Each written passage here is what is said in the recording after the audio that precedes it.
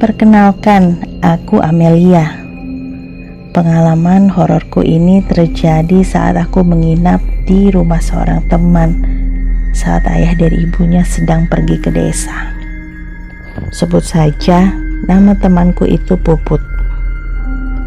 Aku sudah berteman dengannya selama 5 tahun, dan pada suatu hari ada tugas berkelompok. Dan itu artinya aku harus mengerjakannya bersama Puput di rumahnya. Puput baru saja pindah ke rumahnya yang ini. Aku belum pernah tahu di mana dan seperti apa. Jadi setelah jam pelajaran sekolah telah usai dan setelah mengabari ibu, kami berangkat ke rumah Puput. Kami berdua berboncengan menggunakan motor, melewati jalan besar, pasar tradisional, dan beberapa sekolahan. Belok kanan, belok kiri, belok kanan, dan kiri lagi. Sampailah kami pada sebuah jalan yang mulai menyempit dan hanya bisa dilewati satu jalur saja. Jalan sempit itu kanan dan kirinya terdapat dinding yang amat sangat tinggi dan dicat putih. Dan Puput tidak mengizinkan aku untuk mengendarai motor. Dia meminta agar motor dimatikan dan dituntun saja. Aku tidak tahu apa sebabnya. Sampailah kami di sebuah rumah mungil yang sangat asri yang banyak ditanami pohon dan bebungaan. Aku menoleh ke arah kiri. Terlihat dinding yang menjulang tinggi, sama seperti sebelumnya. Tapi beberapa menit kemudian aku mengetahui bahwa di sebelah dinding itu adalah kuburan. Sebuah lubang menganga dan tampak besar di antara dinding yang berdiri kokoh. Itulah sebabnya aku mengetahui kalau rumah Puput bersebelahan dengan kuburan. Aku masuk ke dalam rumah Puput. Kami belajar, kemudian ibu Puput keluar membawa es sirup dan makanan kecil. Ibu Puput berkata bahwa sudah lama sekali tidak melihat aku bermain bersama Puput. Beliau teringat ketika terakhir kali main. Keluarga Puput masih tinggal di rumah yang merangkap sebagai restoran besar. Tapi karena mengalami suatu kemalangan, mereka sekeluarga harus pindah dan rumah yang lama pindah ke rumah ini dengan sisa uang yang ada. Ibu Puput juga berkata akan pergi ke desa untuk menengok nenek Puput yang sedang sakit dan memintaku untuk menemani Puput di rumah. Tawaran ibu Puput tidak langsung aku terima, tidak ditolak juga. Tapi aku bilang akan menanyakan hal itu kepada ibu dan bapak di rumah. Singkat cerita, setelah diizinkan bapak dan ibu menemani Puput, menginaplah aku di sana. Malam itu adalah malam pertama berada di rumah yang bersebelahan dinding dengan kuburan. Apesnya aku terbangun tengah malam. Mungkin karena cuaca dingin, aku jadi ingin buang air kecil. Ingin minta ditemani Puput tapi tidak enak untuk membangunkannya. Di satu sisi takut kalau harus sendirian ke kamar mandi. Dalam keadaan bimbang, sayup-sayup terdengar suara seseorang yang menangis merintih. Aku membuka perlahan jendela kamar Puput yang ada di depan tempat tidur.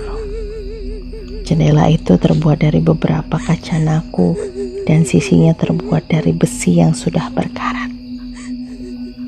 Aku mencoba mengedarkan pandangan ke sekeliling dan mencari tahu suara tangisan tadi.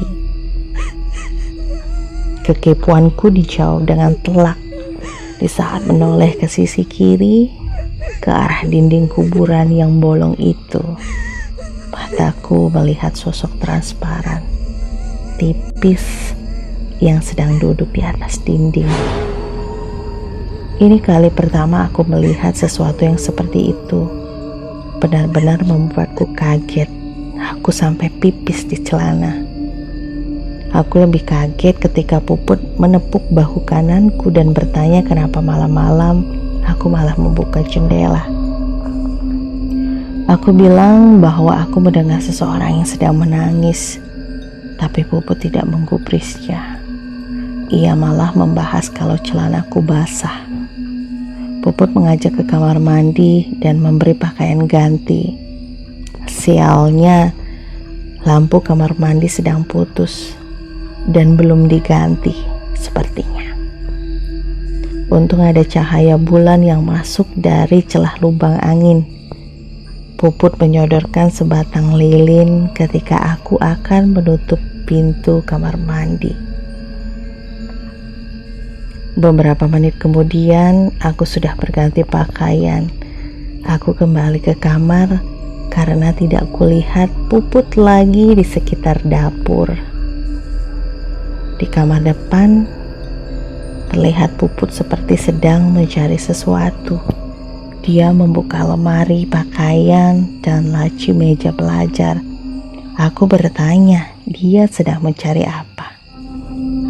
Ternyata dia ingin mencari senter karena takut aku kegelapan di dalam kamar mandi tadi. Aku bingung. Padahal dia tadi sudah membawakan lilin, tapi kenapa sekarang malah mencari senter? Jangan bercanda kamu, Mel. Puput berkata seperti itu. Dan aku mengira kalau Puputlah yang sedang bercanda. Akhirnya daripada saling berkeras, kami memutuskan untuk ke dapur. Aku bilang kepadanya kalau tadi meletakkan lilin di atas meja makan.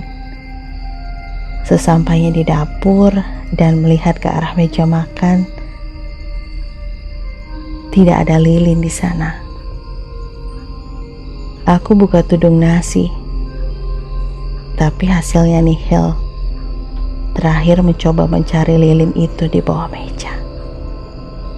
Segera saja aku berudukkan badan dan melihat ke arah kolong meja.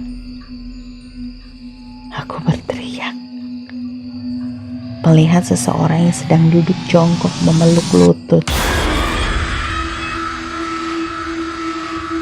Dia mengenakan pakaian tidur berwarna merah muda, sama seperti yang dipakai Puput sekarang. Aku panik, takut, bingung, tidak tahu harus berbuat apa. Aku segera bangun dan segera menarik tangan Puput yang aku ajak ke dapur tadi. Aku menarik tangan Puput dan berlari dengan kencang menuju kamar depan. Tak kuhiraukan lututku yang berbenturan dengan perabotan yang ada di rumah Puput. Puput tampak pasrah dan diam saja, sampai dia tiba-tiba saja tertawa dan berkata, "Aku tidak suka main lari-larian, Mel." Aku yang masih menggenggam tangannya tak sadar kalau sedari tadi tangan itu begitu sejuk dan dingin. Badanku tidak mampu digerakkan sedikit pun. Keringat mulai bercucuran. Kembaran Puput itu tertawa. Suaranya begitu dekat di telinga, seperti menempel di belakang leher. Aku menoleh perlahan dan memperhatikan sejenak wajah itu. Dia tersenyum, wajahnya begitu putih, dingin seperti pualam. Senyumnya aneh, sepertinya ia tidak suka kepadaku. Dia tertawa lagi, tubuhnya terlihat berputar dan melesat. Tiba-tiba hilang dari pandanganku. Dan aku pun seketika tak sadarkan diri. Terima kasih yang sudah berkenan mendengarkan. Assalamualaikum warahmatullahi wabarakatuh.